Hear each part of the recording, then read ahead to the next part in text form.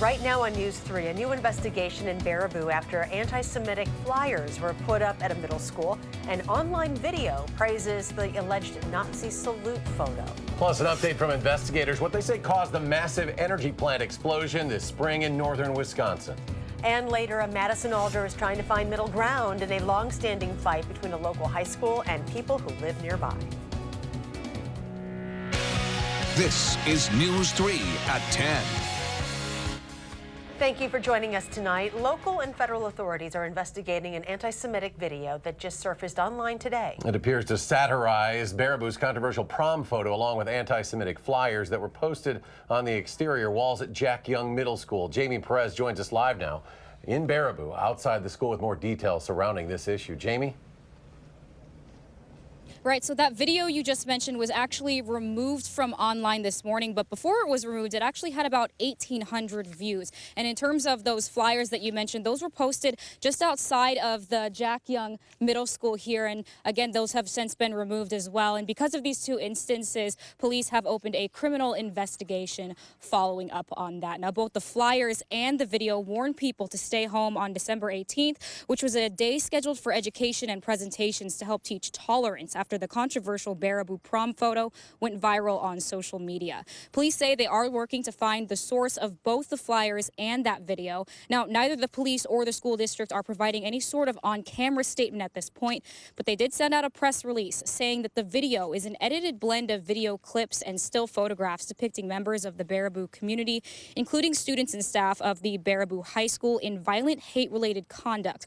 Photographs appearing in the video were edited to make it appear that those targeted in that video were talking and propagating violence. And as I mentioned before, no one is providing any additional comment at this time, but as soon as we get more information, we'll be sure to provide that update for you. For now, back to you in studio. All right, Jamie Perez live in Baraboo tonight. Jamie, thank you. The Lodi Public Library will be closed until further notice after an air quality issue was discovered there this afternoon. According to a press release from the library, the problem was discovered while repairs were being made in the basement. They say due to health concerns for employees and patrons, they will close until that problem is fixed. No other details were released. A hole in a valve is now being blamed as the source of an explosion at an energy refinery plant in northern Wisconsin. It happened in the spring. The latest findings from the U.S. Chemical Safety and Hazard Investigation Board were shared today at a town hall meeting. This was in Superior. 36 people were injured when the Husky energy plant went up in flames in April. It also forced a large part of Superior to be evacuated. According to the update today, erosion created a hole in the slide valve, allowing air to mix with hydrocarbons, resulting in that blast.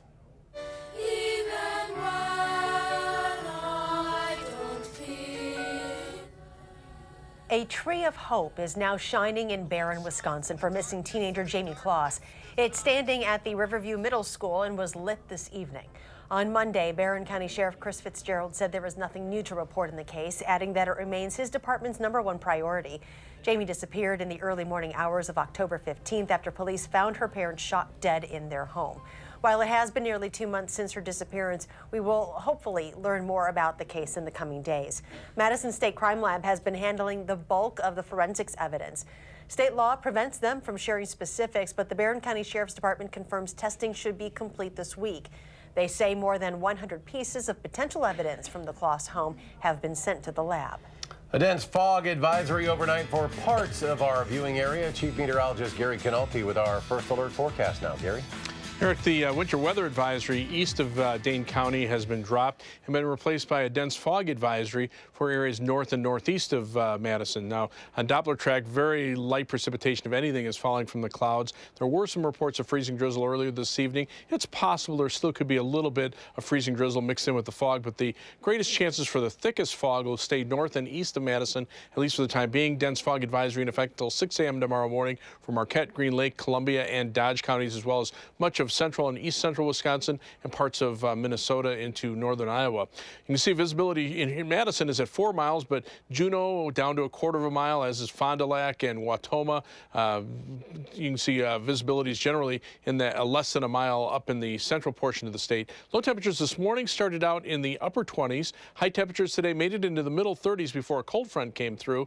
Now temperatures have dropped into the upper 20s to lower 30s. These will continue to slowly fall, but with light winds winds. That's a good ingredient for the fog, not to mix up the air, but it also keeps the wind chills a little bit more tolerable. By tomorrow morning, look for temperatures to be around 27 degrees with areas of fog. Tomorrow will be mostly cloudy. There's a slight chance for a shower late in the day, maybe mixed in with a few flakes of snow. High temperature at 38. That's your first alert forecast. All right, Gary, thank you. A salmonella outbreak linked to recalled beef continues to grow. The CDC says 87 more people now have been sickened with salmonella linked to that tainted beef. That brings the number of people sickened to more than 330 in 28 different states. That includes Wisconsin since August.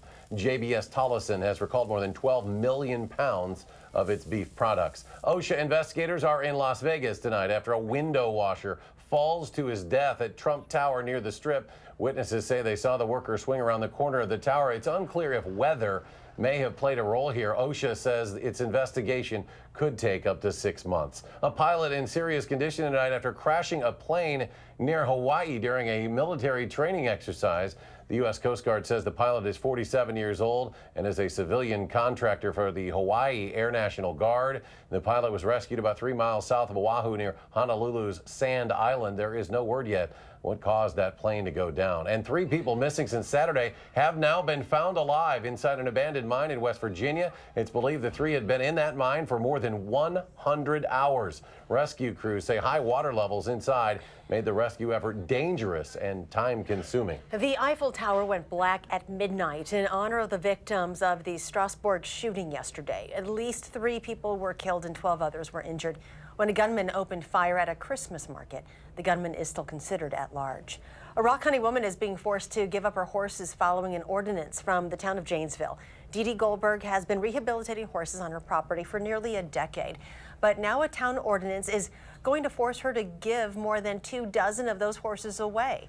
Goldberg says she has until April 1st to find homes for 23 horses, which she normally works to train and rehabilitate before finding them their permanent homes. Rescues across the country are full. The need far outstrips what we can do. All of us together, there are 100,000 horses every year that go to slaughter. So it's not like you could just call up and say, hey, can you take some horses? And especially horses that the population we have right now is pretty needy. Goldberg says in 2012 she had the blessing of the town to run her farm and does not know what could have caused them to change her mind. A Madison alder is trying to find middle ground between a dueling neighborhood and the nearby high school. Now, this all started when Edgewood High School said it wanted to add lights to the football field there. Since then, neighbors adamantly said no. Amy Reed shows us the solution their alder said just might work. Drive up and down freshly paved Monroe Street and you'll see them, bright red like stop signs. And the people who put them there hope for the same message: stop the stadium. This, I think, is going to change the neighborhood for the worse. Mary Lou Nord lives right here, just a few hundred feet from the existing field. She's worried a proposal to build stadium lights and a sound system here will damage the neighborhood, even more than what she says it already does. I'm sympathetic to what difference this will make with them. Alder Alan Arnson gets it. He's gotten hundreds of emails from people on both sides, but he's still down the middle on this issue, maybe making him the perfect person to come up with a possible solution. Give the school their lights and stadium, but only give them 5 games a year, enough to cover the home football games they want, but few enough it's not too much of an imposition on the people who live so close. He admits it's not perfect. In a sense, the response seems to be positive in that neither side seems very happy about it. But it gives both sides room to test it out before the master plan comes up again. Across the way on Monroe Street. Mary Lou isn't so sure that's going to work. I don't think they're going to stick to it, so that point is moot. She said she's seen the school go beyond promises made in the past, and it's not worth it to give them the wiggle room. Instead, she wishes people would be more sympathetic to those living right in the thick of it. I want to make sure that the neighborhood is listened to. Dudgeon Monroe Neighborhood Association went on record opposing this. And I'm hoping that the zoning committee, I guess, from the city and council listens to the neighborhood. The school wouldn't get back to us today, but in the past they said they've done their research to make sure that these upgrades would be as little disruptive as possible. The Madison Planning Commission and Common Council are scheduled to take up this issue in mid-January, and then it will be up to them to either side with the neighborhood, the school, or maybe this middle ground. All right, Amy, thank you. President Trump's once personal attorney, Michael Cohen, will spend the next 3 years in prison. Today in court, he told a judge his blind loyalty led him to cover up, quote, dirty deeds for then candidate Donald Trump. In addition to the prison sentence, Cohen was also ordered to pay nearly $1.4 million in restitution. Cohen pleaded guilty to tax evasion and making illegal hush money payments on Mr. Trump's behalf, plus a charge from Robert Mueller's office for lying to Congress. The president's former attorney fought back tears as he told the judge, "Today is the day I get my freedom back," and described working for President Trump as mental and physical incarceration. President Trump is narrowing the field of possible replacement for the outgoing Chief of Staff John Kelly. Today, the White House says the president told Representative Mark Meadows of North Carolina that he will no longer be in the running. The possible list now includes former New Jersey Governor Chris Christie, Budget Director Mick Mulvaney, Deputy Campaign Manager Dave Bossie, and Acting Attorney General Matthew Whitaker. The president's decision is expected by the end of the year.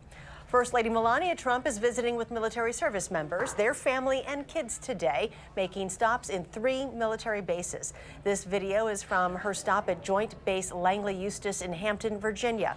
She also took a historic flight in a military Osprey. Wisconsin Governor-elect Tony Evers continuing his statewide Building the People's Budget tour. This was today in Wausau. There were different topics covered by 3 different groups: health care, energy and the environment, and criminal justice reform. The governor-elect stayed in each group for about 10 minutes. He'll continue this tour this week with stops in La Crosse and Milwaukee. U.S. House and Senate negotiators have reached an agreement on legislation to overhaul the process for handling sexual misconduct allegations in Congress. The legislation took on new urgency in the past year as more than a half dozen lawmakers resigned amid allegations of sexual misconduct. The new bill will hold lawmakers personally responsible for settlements stemming from all types of harassment and retaliation. Lawmakers hope the bill passes this week. Still ahead at 10, a legendary musician announces a concert stop in Madison next month. And it's been one of the most popular daytime talk shows for more than a decade, and it may be coming to an end. You're watching News 3 at 10.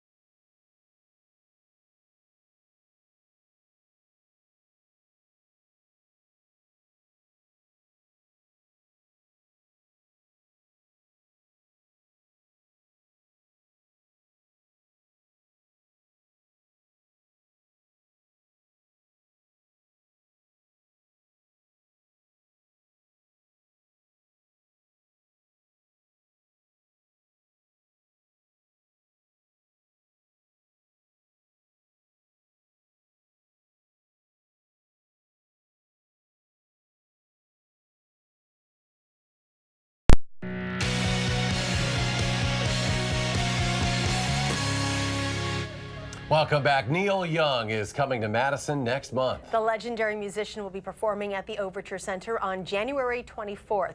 Young announced his visit to Wisconsin, which also includes a performance at the Riverside Theater in Milwaukee on January 23rd, on Twitter today. The tweet references 5 concerts in the Midwest. 3 of the concerts will be in Minneapolis. To get tickets, we have a link on channel3000.com. Santa spent the day visiting the kids at American Family Children's Hospital. He went floor to floor, visiting kids too sick to leave their rooms. He also held a special event in the hospital lobby for those feeling up to it. The event is put on by Madison firefighters Local 311, and it's something the group has done for the past 58 years. Madison is replacing old street signals with ones that are safer for people who struggle with their eyesight. They're called accessible pedestrian signals. The first one now up at the corner of Livingston and Williamson Streets. It works like a regular crossing signal, but it also includes devices to help people with vision problems, including audio messages to let them know when it is safe to cross. City crews continuing their work today, removing those trees, cutting the branches along the popular Southwest commuter path. Portions of the Southwest path will be closed this week between Commonwealth Avenue and the Beltline. For more specifics on exactly where those closures will be, you can head to our website, channel3000.com. Ellen DeGeneres is thinking about ending her iconic daytime talk show. The comedian and host revealed her predicament to the New York Times in a new interview. She says her current contract comes to an end in 2020, and she's trying to decide whether she wants to keep doing the talk show or move on to something else. DeGeneres says she is torn between advice from her brother, who wants her to keep going, and her wife, who wants her to take on new challenges. The Ellen DeGeneres Show debuted in 2003. It has won 57 daytime Emmys. 2 giant 7-foot-tall numbers arrived in Times Square today in advance of the countdown to 2019. A flatbed truck dropped the 1 and the 9 off at the Times Square Plaza before being unloaded and lit up in front of eager crowds. The numerals will stay on the plaza until December 20th, after which they will be placed atop 1 Times Square, completing the 2019 sign that lights up at midnight for the ball drop. And we turn now to get a closer look at our forecast with Chief Meteorologist Gary Canalti. Gary? We have some fog around southern Wisconsin, especially to the north and east of Madison. There is a dense fog advisory now in effect until 6 a.m. for Columbia, Dodge counties, Marquette and Green Lake counties, as well as much of central and east central Wisconsin. Also back to the west, fog becoming pretty thick across southern Minnesota and northern Iowa, and there are dense fog advisories there. And you can see if you look at pinpoint visibilities, here in Madison, visibility is at 4 miles to the south. Visibility is generally around 4 to 5 miles, but there's a band right through the central part of the state, even into parts of Dodge County where visibility have dropped to below 1/4 of a mile, and in some cases are near 0. So keep that in mind if you're out driving later on tonight. Also, with temperatures slightly below freezing, there's the possibility there could be a little bit of light freezing drizzle mixed in. Right now, Madison just below freezing at 31. Those temperatures eventually will drop into the middle 20s by early tomorrow morning. Now, looking ahead toward the possibility for a white Christmas, historically, Madison has about a 60% chance of having at least an inch or more of snow on the ground. That qualifies as a white Christmas if you have that on December 25th. And this is from information from the Climate Center from the middle part, or from actually 1981 through 2010. But taking a look at the longer range computer models that run forecasts out to 10 days, European computer model, this is through next Saturday at noon, and you can see just maybe an inch of snow in the northern portion of the state from the next weather system, and the GFS computer model even more sparse. You can see the best chances for any accumulating snow well to the north, and even that not coming to very much. Temperatures are expected to be above normal, and if we see precipitation, probably the best chances for some light snow will be later in the day on Saturday into Saturday night of next weekend. But as we look at the high temperature trend, you can see those temperatures above freezing every day for the next 7 days. This is a change from what we've seen for much of November and early December. Now we're seeing above normal temperatures, and the 8 to 14 day temperature outlook from the Climate Prediction Center taking us through December 26th. Above normal temperatures expected across much of the country. Precipitation expected to be below normal over southern Wisconsin. That's good news for travelers. As we look at Doppler track tonight, not seeing much in the way of precipitation. Again, the dense fog, there's those visibilities down to around 1/4 of a mile through Dodge County up into Marquette and Green Lake counties. Live view from the Edgewater Sky Cam, you can see a little bit of fog in the lights around the Capitol. High today 35, low temperature at 27, and right now we're sitting just below freezing at 31. The air is calm, so no wind chill. The humidity at 82%. Our forecast for tonight calls for that dense fog advisory north and east of Dane County through 6 a.m. tomorrow morning. Look for areas of fog, perhaps a little bit of freezing drizzle in spots. Low temperatures dropping to 26. Tomorrow's high temperature at 38, so a little milder than today. It'll be cloudy for much of the day. Could see a little bit of light rain late in the afternoon, maybe mixed with a few flakes of snow. But as you look at future track, things will stay quiet overnight other than the fog and a little bit of freezing drizzle. Much of the day tomorrow will be cloudy with highs in the upper 30s. That next weather system may even be taking a little more southeasterly track that might be able to just take the precipitation out of the forecast for tomorrow night. And Friday, we're back to partly sunny skies, highs eventually getting into the upper 30s. As we take a look at the 7 to 10 day forecast, temperatures remaining above normal. 40 for high Saturday, 38 on Sunday, and then while we drop to the mid-30s Monday and Tuesday, we're back to around 40 on Wednesday. Again, if we see a chance for any accumulating snow, and even that would be light, will be late in the day on Saturday of next weekend as temperatures drop back into the upper 20s. So keep your fingers crossed if you want a white Christmas. Not looking too promising this year. All right, Gary, thank you. Thanks, Gary. The Bears and Packers play Sunday. Sounds like we'll hear plenty of talking until then. The story coming up in sports.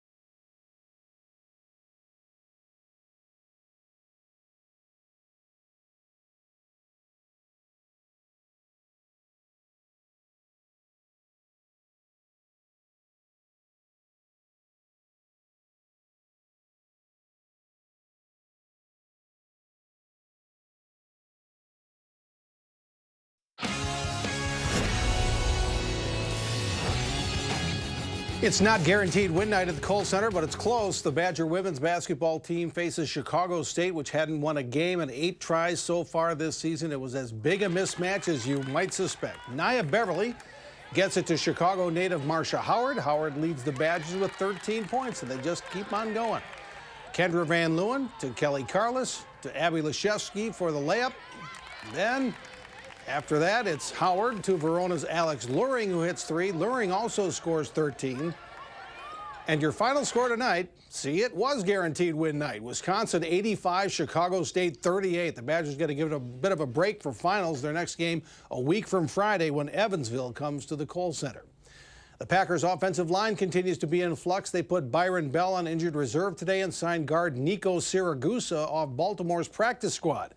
And Brian Bulaga didn't practice, and he might not be able to play Sunday, and that would be bad news because the Packers face the Bears in Chicago Sunday at noon. Defensive lineman Akeem Hicks says the Bears haven't forgotten Aaron Rodgers' comments a couple of weeks ago saying the Packers, for them to make the playoffs, they would come to Chicago and win there like the Packers have done so many times. Well, Hicks says he's real excited for Rodgers to come play this game. Today, Rodgers responds to that chatter.